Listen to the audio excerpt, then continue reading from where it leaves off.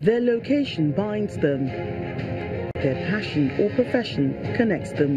We are getting 22,500 eggs from here every day. Their commercial interests unites them. They have a common tradition and culture. And you know what? They're in your neighborhood. Community Report, showcasing the people's way of life, only on Channels Television. The Channels 24 app means you'll always be in touch with the news. Get the latest local and international stories on the go. And there's our social media platforms for news from around the world. Watch the news live and play videos that matter to you. You can also check the eyewitness section to report events around you. Just click on the eyewitness icon and follow the instructions to upload your content. Channels 24 app, the news at your fingertips.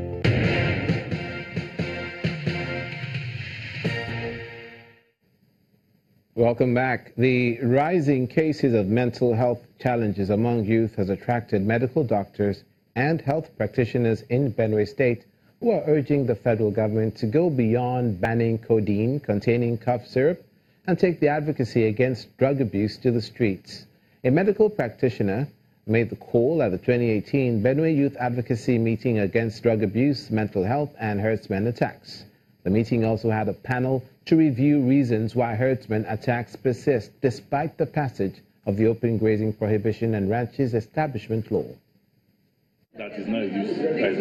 Expectorant, popularly known as cough syrups, prescribed for patients with viral infections of the respiratory tract, have become a major source of drug abuse amongst young people, with an estimated 3 million bottles illicitly consumed per day.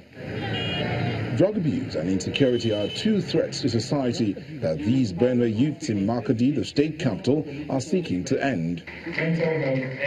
Resource person at this forum, Dr. Usha Anenga, steps up to the podium to raise awareness on the dangers of abusing cough syrups, and participants suggest the best ways to curb it. Research has shown that 46% of our youths have abused one or two of these drugs in their lifetime. 46%. You understand the magnitude of this problem.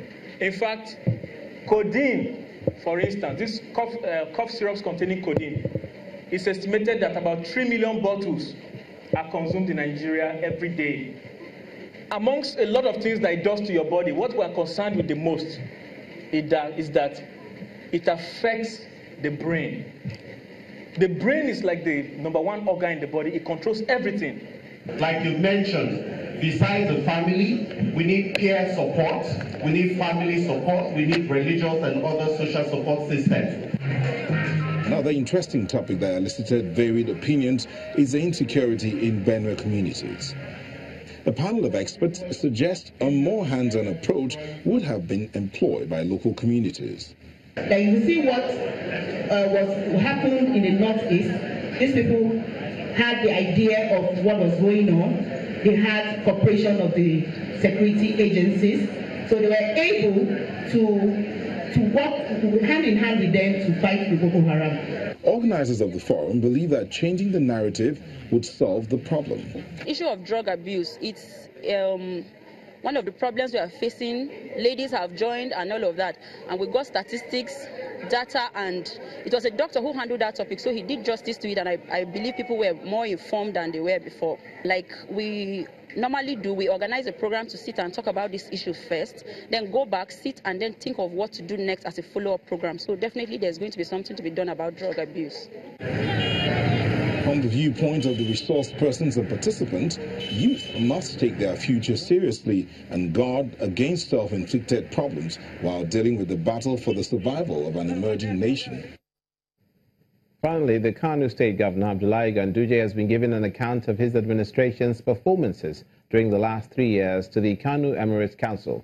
He was speaking during the annual traditional Hawan Nasarawa when the Emir and his district heads paid him a Salah homage to the state government house. Correspondent Idris Jibin reports that hundreds of horse riders accompanied the Emir to the government house.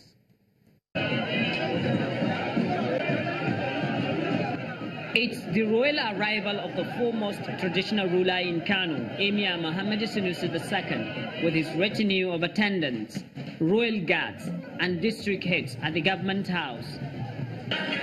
The royal father is received by the state governor Abdullahi Ganduji. Some of the district heads accompanying the emir are mounted on horseback, which in itself is significant to this event. It is called Hawan Nasarawa, an age-long tradition where the emir and his entourage ride on horses to pay homage to the governor.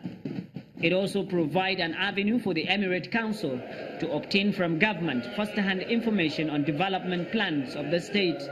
We introduced the program of Rural Integrated Program, whereby we examine the condition of our towns and villages, especially in connection with transportation system, whereby we design various projects in order to connect our major towns and villages in the rural areas so that services in education, services in health, services in agriculture, services in security can be provided in an integrated manner.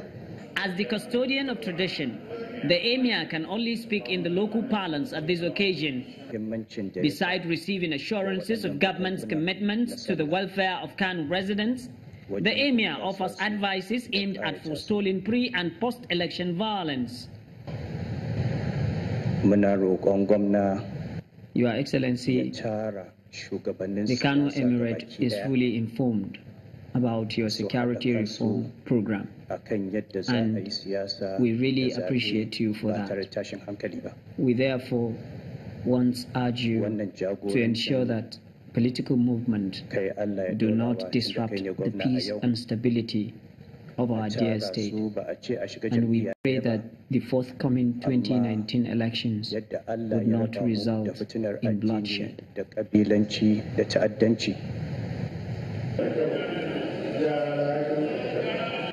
All obligations fulfilled, the community leaders, political groups, and government officials pay respect to the emir and the governor. And that's where we leave it for this edition of News Across Nigeria. Thanks for watching. I'm Olumide Mukol.